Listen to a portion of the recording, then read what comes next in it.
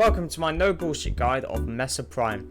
Now Mesa Prime is a fun warframe that makes all of your missions into a cakewalk. If you invest into her, she's going to invest into you. Starting off with her build, we're going to be using pistol amps. This makes your squad, mainly you, do 27% more pistol damage. We're going to be using Mesa Waltz for our Peacemaker, which is our 4th ability. This makes you be able to move at 50% speed, rather than making you look like a sitting duck as you see in this preview here. Now, with this, we can roll during this ability, and you want this because you want to make sure you survive, right? So if you get inflicted with like 10 billion status effects, you can grow invincible for 2.5 seconds and remove all of those status effects. And the cooldown, I think at max is 5 seconds, which is very good. Now with Mesa Prime, we're going to be applying a lot of heat damage, especially with her 4th ability. So we want to be running Archon Vitality, not for the health, but for the status effects. So this will make your heat damage be applied twice. Moving on to our arcanes, we're going to be using Arcane Velocity, which means on your critical hits, you'll be doing 120% more fire rate, making your pistols turn into a minigun. We're also going to be using Arcane Avenger, where when you get damage, you have a 21% chance to deal more critical chances, and that's great, so we want to be hitting high crits every time. Going over our abilities, we're going to be using Nourish, which is Grendel's ability. This makes your guns do viral damage, and this is great because there's some enemies, especially Grenadier, with high armor. So we're going to be using Corrosion on our weapons, which I'll show in a minute.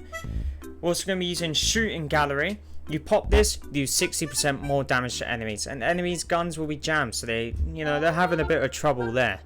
Shatter Shield helps Mesa with survivability. You get 95% damage reduction, and this is fantastic. And finally, Peacemaker. This is going to be your main damage dealer. This is what's going to be clearing rooms for you. And with our high strength, we're going to be doing 3.64 damage multiplier, and that's just great, man. That's what we want. We're going to be clearing rooms. So the Archon Shards I'm using is 4 Topaz Archon Shards and 1 Violet Archon Shard. These Topaz Archon Shards make it where my critical chance is increased by 1%, and maximum with all of these is 225% every time I kill an enemy affected by heat status. And that's great, man. We're going to be getting red crits all day with this one.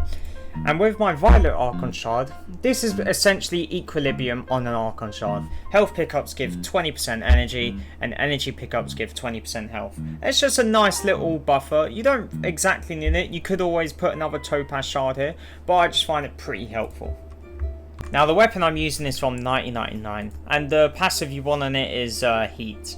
This is because, again, we're going to be doing a lot of heat damage to increase our critical chance. Now, what do you want on this weapon?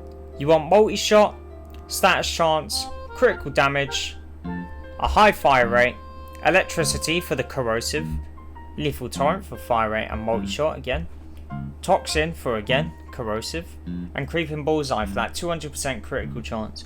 The arcane you want to be using is Cassadia Flare, where on heat status effect you do more damage, and it just ramps up so quickly that the enemies just disappear from your screen. Now I also like this weapon because it spreads cold around enemies, so it's good for crowd control as well. You kill about 3 enemies and all the other enemies around them will be frozen. Moving on to our melee weapon, we're actually not going to be using this weapon. It's an MK1 Thorax. Who's going to be using that in Steel Path? The only thing you need on this weapon is the mod, which essentially increases your fire rate for secondary weapons. That's it, simple as that. Now for our operator, we're going to be using Zeneric. This is because we're not running Arcane Energized, so we need something that can help build up our energy quick. So at max rank, Energy Pulse grants 50% additional energy over 5 seconds. We're also going to be using Wellscreen as you pop Nourish and pop your Wellspring, and your energy goes up things like ×4 faster speed than it would without it. That's pretty much all you need from this. You can also use Inner Might, where when you cast an ability it won't use any energy, and it's only a 60-second cooldown, so it's quite nice, and you may not notice it, but it's very helpful at times. Now moving on to the main thing that closes off the whole build is Mesa's Regulators. So let's get into it. It's essentially the same thing as our secondary weapons, but we're going to be adding in heat with this one, as this weapon does not have heat naturally. So yeah, you just want high critical chance, high critical damage, bit of multi-shot, and Cassidy Flare. It's really not much of a difference with the dual coders. You're just adding heat into it, and yeah, this will help with bringing up your critical chance, and it's just great, man. Now I'm going to show you guys in the next clip just essentially how to pop your abilities and what it does.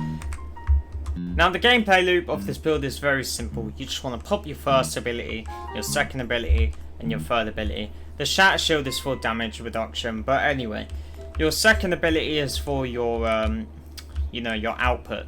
So how you do it is you just start shooting these enemies, and as you can see, with the corrosive, I'm stripping their armor very quickly, and with the viral, I'm killing them very quickly.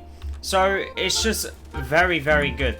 Very good build. And once you have, as you can see up here, you have your increased secondary critical chance, you will pop your fourth ability and you slowly just tick onto them like this, and your Cassidy Flare will ramp up the damage and the enemies will just die. And now with about 50% increased critical chance, you could just pop your fourth ability and just melt the room. Look at that. Now they're just dying. Now they're just being killed just like that. Very easy. And yeah, that's pretty much the gameplay loop. Very simple, very fun, and it just makes everything into a cakewalk. And that, everyone, is my no bullshit guide of Mesa Prime. If you guys liked it and found the explanation simple and helpful, or if you guys have any feedback on what I could have explained better, please leave it in the comments below. But anyway, that is it from me. Like, share, subscribe, and have a good day, night, or evening, wherever you live. Take care, everyone, and yeah, thank you all for watching.